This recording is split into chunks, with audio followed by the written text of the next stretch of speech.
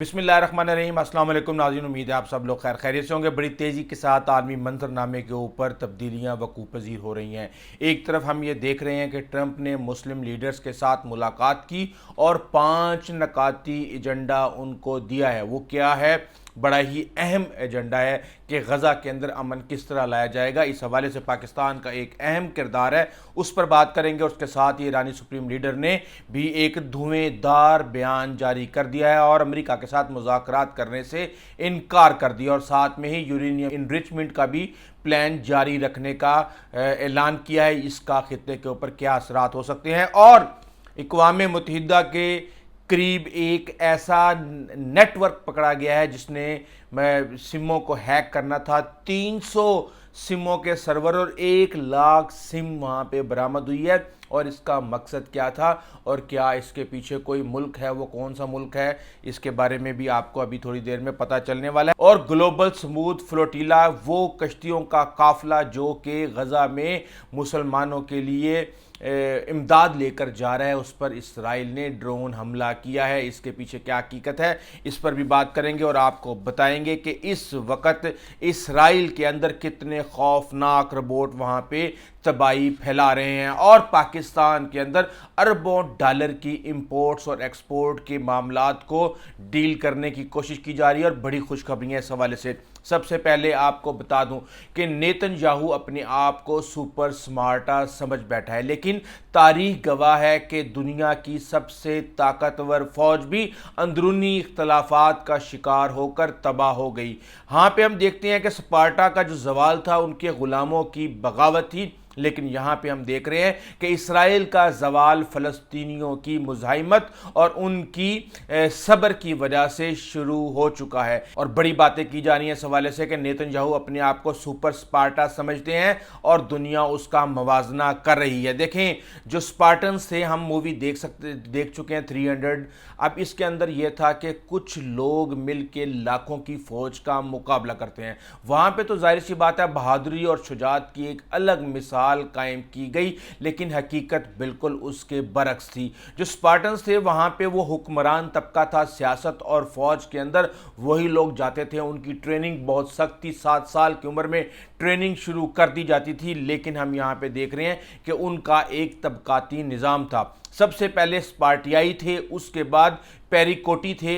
ये वो थे जो कि तिजारत करते थे और स्किल्ड पर्सन थे, हुनरमंद थे। और उनके बाद हेलोट्स थे, वो बड़ा तबका जो कि ग़ुलाम नमा किसान थे और फ़ौज के लिए ग़ज़ाई ज़रूरियात को पूरा करते थे। अब यहाँ पे हम ये देखते हैं कि जहाँ स्पार्टन्स का ग़ुलामों पर इन्हिसार था, वहीं इसराइल का अमेरिका के ऊपर उससे ज़्यादा इन्हिसार है। टेक्नोलॉजी के अंदर स्पार्टन्स बहुत पीछे रह गए और यहाँ हम देख रहे हैं कि इसराइल सफारतकारी के अंदर बहुत पीछे रह गया और दुनिया में तनहा होता जा रहा है। 154 ममालिक ने फ़लस्तीन को तस्लीम कर लिया है। और इसके साथ ही जहाँ स्पार्टन्स के ख़िलाफ़ मुख्तलिफ इत्तेहाद बने, वहीं पे हम देख रहे हैं कि इसराइल के ख़िलाफ़ ना सिर्फ इत्तेहाद बल्कि ब्लॉक भी बन रहे हैं। और अल्हम्दुलिल्लाह पाकिस्तान इसके अंदर पेश है। इस वक्त अगर हम ग्राउंड पर बात करें तो बर्बरियत की वो मिसाल कायम कर दी है इसराइल ने फ़लस्तीन के अंदर कि दुनिया इसकी गवाह रहेगी और ये तारीख के स्याह तरीन दौर में जाना जाएगा। अब आप ये देखें कि इन्होंने 7 टन वजनी रोबोट, जिसके अंदर सारे का सारा एक्सप्लोजिव मवाद है, खुद ब खुद रिमोट कंट्रोल से उसको कंट्रोल किया जाता है, वो जब जा रहे हैं अंदर जाके वो फटती हैं तो तबाही फैला रहे हैं। इस वक्त इसराइल पूरे गज़ा को मस्मार करने की कैंपेन पर काम कर रहा है। 78% जो वहाँ पे गज़ा है उसके ऊपर उनका 75% पे कब्ज़ा हो चुका है। 300 रिहायशी यूनिट्स डेली की बुनियाद पर मस्मार किए जा रहे हैं। 13 अगस्त से 100 के करीब रोबोट्स इस्तेमाल किए गए थे अब तक, लेकिन अब पिछले 2 हफ्तों के अंदर हम ये देख रहे हैं कि इन रोबोट्स की तादाद को 3 गुना बढ़ा दिया गया है। और ये इतने खौफनाक हैं कि जो भी इनकी 100 मीटर दूर से इनके फटने की आवाज़ें सुन चुका है वो एक शौक की आलम है। ये रात का मंजर दिन में तब्दील कर देते हैं और इतना खौफनाक आसमानी बिजलियाँ गरजने से भी बड़ा यहाँ पे आवाज़ें आती हैं, साउंड वैक्यूम क्रिएट्स होते हैं, एयर वैक्यूम क्रिएट होते हैं और एक अजीब सी सूरत हाल और कशमकश का शिकार हो जाते हैं इर्द गिर्द के लोग। हम ये देख रहे हैं कि जिस टाइमलाइन के साथ वो तबाही कर रहा है इसराइल, वहाँ पे 2 हफ्ते के अंदर पूरे के पूरे गज़ा को मिट्टी का ढेर बना दिया जाएगा और 2,82,000 जो घर है उनको तबाह कर दिया गया और 78% जो गज़ा है वो इस वक्त बिल्कुल ज़मीन बोस हो चुका है और मस्मार हो चुका है।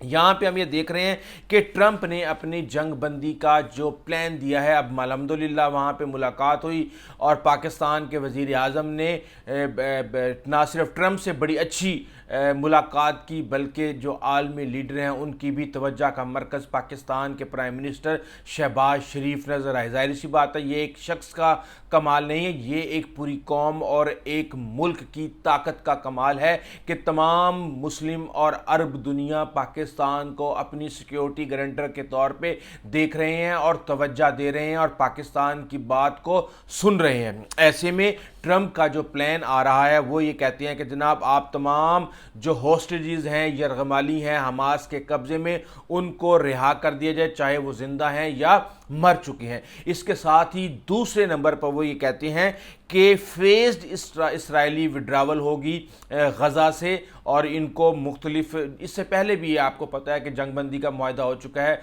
और अब तक तो गज़ा से निकल जाना चाहिए था इसराइल को, लेकिन इन्होंने फिर बमबारी, धमाके और हमले करना शुरू कर दिए। और इसके साथ ही हम ये देखते हैं कि हमास के बारे में कहा जा रहा है कि हमास को मुकम्मल तौर पे ख़त्म कर दिया जाए और फ़लस्तीनियन अथॉरिटी के अंदर सब कुछ जम करके उनको इख्तियारात दिए जाएं। इसके साथ ही अरब इस्लामिक जो पीस कीपिंग फ़ौज है वहाँ पे लेके ले जाई जाए और वहाँ पे वो फैसिलिटेट करे इसराइल को वहाँ से विड्रॉ करने के अंदर। अब ज़ाहिर सी बात है अरब इस्लामिक के अंदर तुर्की, मिस्र और पाकिस्तान की फ़ौजें वहाँ पे यकीनी तौर पे मौजूद होंगी। देखते हैं ये प्लान किस हद तक आगे बढ़ता है, लेकिन इसके साथ ही ये मुतालबा किया गया है कि वहाँ पे फंडिंग रिहेबिलिटेशन के लिए ना सिर्फ इंटरनेशनल फंडिंग बल्कि जो रीजनल पावर्स हैं, अमीर रियासतें हैं, चाहे कतर है, सऊदी अरब है, यूएई है, कुवैत है, बहरीन है, जो भी ममालिक वहाँ पे हैं वो सब फंडिंग करेंगे और रिहेबिलिटेट करने की प्लानिंग करेंगे। लेकिन यहाँ पे हम ये देख रहे हैं कि हमास को गैर मुसल्लह करना और उनसे तमाम तर सियासी किरदार ले लेना इस वक्त तकरीबन नामुमकिन नज़र आ रहा है और हम ये देख रहे हैं कि चीज़ें जो हैं वो इंतहाई तेज़ी के साथ बदल रही हैं और ग्लोबल स्मूथ फ्लोटीला के ऊपर हम ये देखते हैं कि हमला किया गया है इसराइल की तरफ से। हालांकि 12 से 15 ममालिक ने ये वार्निंग जारी की थी कि अगर इसराइल ने ये हमला किया इसके ऊपर तो उसके नताइज सही नहीं होंगे। सेनेटर मुश्ताक अहमद पाकिस्तान की तरफ से गए हुए हैं वहाँ पे और उन्होंने बताया है कि 15 ड्रोनों ने 10 हमले वहाँ पे किए हैं। कई कश्तियों का काफिला वहाँ पे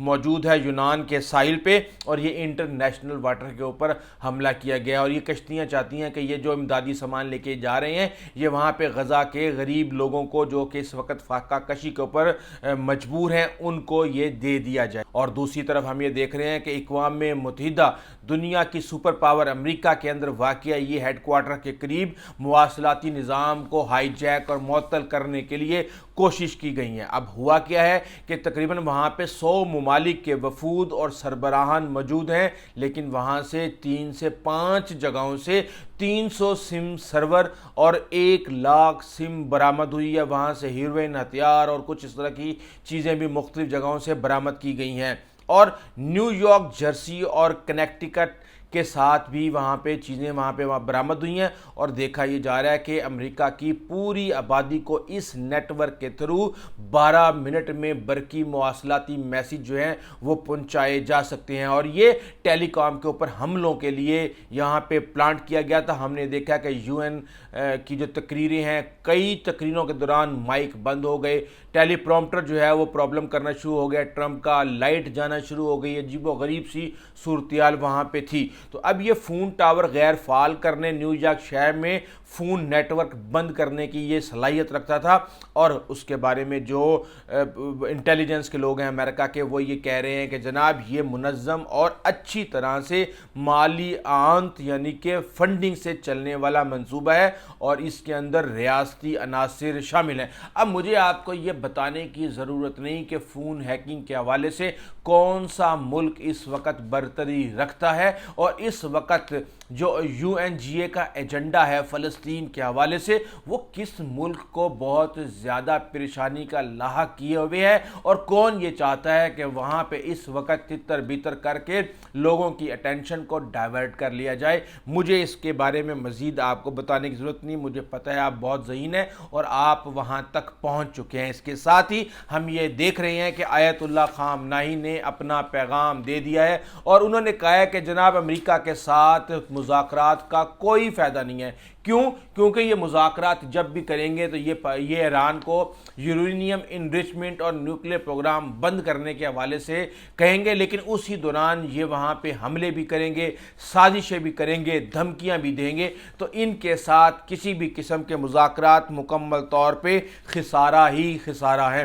ٹرمپ اپنی تقریر کر چکے ہیں اور اس وقت وہ زوم کے اندر ہیں کہ انہوں نے بہت ہی خوفناک تقریر کی ہے جو کہ پوری دنیا کو اپنے سحر میں مبتلا کیے ہوئے، لیکن جو چیزیں ہیں وہ بڑی تیزی کے ساتھ بدل رہی ہیں، افغانستان میں بھی اور ارد گرد کے علاقوں میں بھی، اور پاکستان کے اندر بھی اطلاعات یہ آ رہی ہیں کہ پاکستان نے عرب ممالک کو یہ کہا ہے کہ تقریباً 25 لاکھ لوگوں کو سعودی عرب سمیت دیگر خطے کے جو عرب ممالک ہیں وہاں پہ نوکریاں دی جائیں، سستا تیل اور سستی بجلی دی جائے، اور اس کے ساتھ ہی چین کا سستا سولر اور عرب ممالک کا سستا تیل پاکستان کے نصیب اور قسمت بدلنے میں ان کی مدد کرے، اور جو پاکستان کے پاس ہے بحیثیت فوجی طاقت وہ پاکستان اس کی سروسز ادا کرے گا۔ اور اس کے ساتھ ہی پاکستان نے چین سے تقریباً 700 اشیاء پر ٹیرف چھوٹ کی مانگی ہے، جس کے بارے میں کہا یہ جا رہا ہے کہ اگر پاکستان کو اس طرح کی کوئی رعایت مل جاتی ہے اور پاکستان یہ کام کرنے میں کامیاب ہو جاتا ہے تو پاکستان کی برآمدات اربوں ڈالر میں چائنا کے اندر ہو سکتی ہیں، لیکن اس وقت گراؤنڈ کے اوپر صورتحال یہ ہے کہ پاکستان بہت زیادہ ٹریڈ ڈیفیسٹ کے اندر ہے چائنا کے ساتھ۔ ہم صرف دنیا بھر سے چیزیں منگوا رہے ہیں اور ہمارے پاس بیچنے کے لیے کچھ بھی نہیں، اور اگر ہم نے بحیثیت قوم ترقی کرنی ہے تو ہمیں اپنی ایکسپورٹ کو بڑھا کے غیر ملکی زر مبادلہ بڑھانا ہوگا۔ اس وقت جو سب سے بڑا غیر ملکی زر مبادلہ کے ذرائع پاکستان کے اندر موجود ہیں وہ ان کے اوورسیز پاکستانی ہیں جو ہر ماہ بلینز آف ڈالر پاکستان بھیجتے ہیں۔ ہمیں اس کے علاوہ بھی ریونیو سٹریمز چاہیے، اور جب تک ہم اس کے اوپر کام نہیں کریں گے یہ معاہدے ہوتے رہیں گے، آتے رہیں گے، جاتے رہیں گے، لیکن جب تک ہماری معاشی صورتحال ہم خود کفیل نہیں ہوں گے ہم اسی طرح دنیا کے آگے ہاتھ پھیلاتے رہیں گے اور اپنی سروسز فراہم کرتے رہیں گے۔ ابھی تک کے لیے اتنا ہی، آئندہ تک اجازت دیجیے، اللہ حافظ۔